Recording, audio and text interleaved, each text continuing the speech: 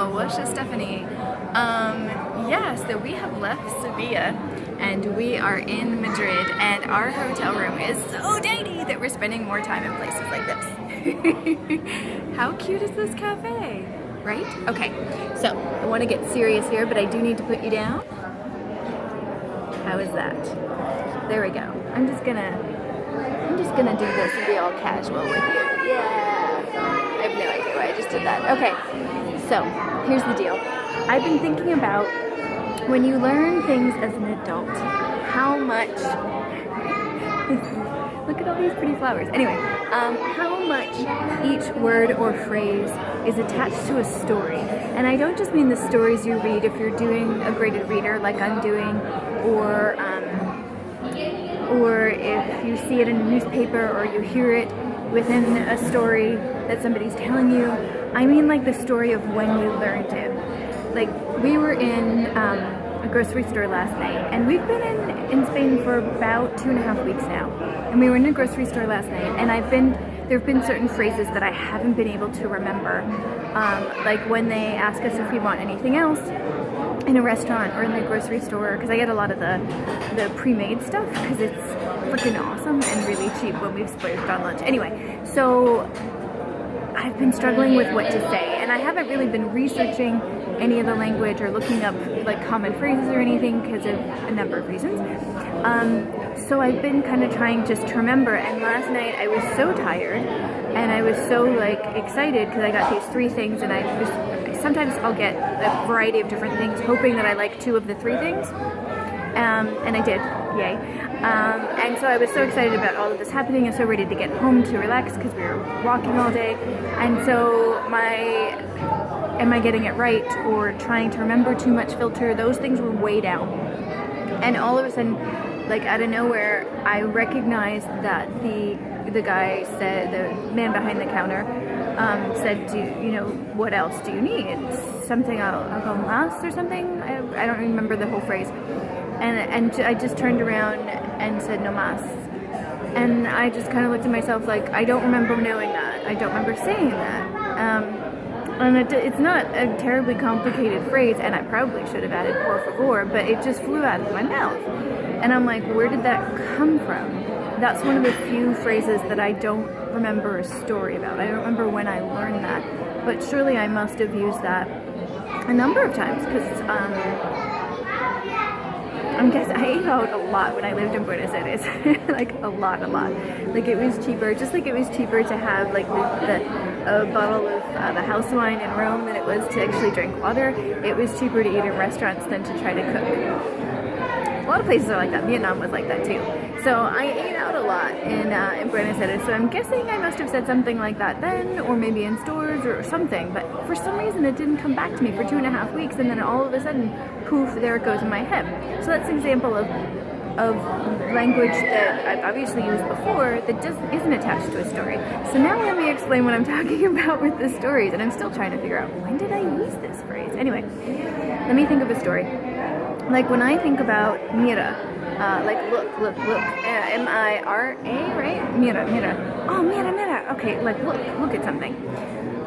I was shopping at this giant grocery store that my friend Luis showed me in Buenos Aires. If you're watching for some strange reason, hi!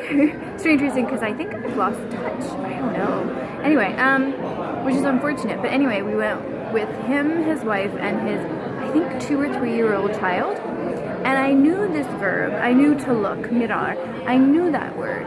And I'd seen it in all its conjugations in my books. And I think I probably heard it in the wild. But his, I think little boy, oh, this is terrible, I can't even remember. There's a certain age where you kind of forget if it's a little boy or a little girl. The child was that age. And I think it was a little boy, and he was so adorable. And everywhere we went, everything we saw, he was like, mira, and like tugging at his dad's arm. And whenever I say that phrase, whenever I say that word, I think of that situation. And that's when, although I had seen the word before and I'd heard it before, that's the image and the story and the visual that comes to mind when I say that word. Do you guys do this? Well, if for a language that you've learned as an adult, do certain words come with a story of when you really learn them? Like internalize them, that won't forget them kind of thing? I have a lot of these. And I think because although I studied in a school in Buenos Aires, it was just a private language school for like 2 or 3 weeks, I think. Although I studied in this school, most of the ones I have, most of the phrases I have like this are attached to the stuff that I was using in the wild. Now, to preface that, like a lot of people would say, oh, so immersion's better than study. No, because there's a ton of stuff, especially with the rapid speed and the Italian influence on the Spanish in Buenos Aires, there's a lot that I could not understand there either. So, but for single words and phrases and things like that, or there's songs for me. Sorry, let me finish that sentence. With single words and phrases that I could comprehend in the wild, that I heard used often, they come with like little videos in my head of where I was when it really cemented with, when I really internalized that word or phrase. Another one that I just thought of right now was yo quiero. No, te amo. Oh my god, so much for cementing that. I've completely forgotten the one that I was gonna say. Yeah! But let me see what else. I don't know, there's a whole bunch of, I was gonna say music is another one. I really fell in love with Juanes and Ricardo Arjona, so there's, let's see, Juanes is from Colombia, Ricardo Arjona is from Guatemala, and the group La Quinta Estación, I believe, is from Spain. No, I did it again, they're from Mexico. And some of their lyrics have repeated phrases, as you do with songs, that are really used language. Where were we? We were somewhere the other day, and the word éxitos came up. Or juntos came up, and I was, of course, thinking of Juanes's either song or album. I think it was both. That was juntos, and I was like, oh, I know that because of music. That's together. And I remember the first time I saw that and looked it up. And so there's a story with that. Do you guys do this? Do you remember stories of when you learned stuff as an adult? And if we are to compare learning your first language with learning your second language, do children do this when they learn their first language?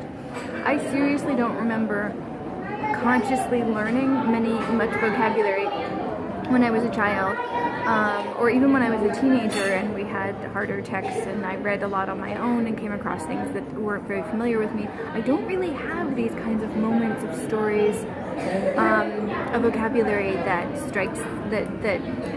did this. But then again, it wasn't there were a lot of loan words that came up in my education, but I really truly don't remember this happening. I only remember this happening in languages other than English. So I'm very curious if you had a similar experience learning a language as an adult.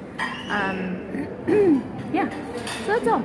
Do you unconsciously have stories rush into your brain when you use language that you learned as an adult? That's the question, burning question. There it is. All right, I'm gonna do a quick pan of this cafe because it's so adorable, and then I'm going to go. So here we go.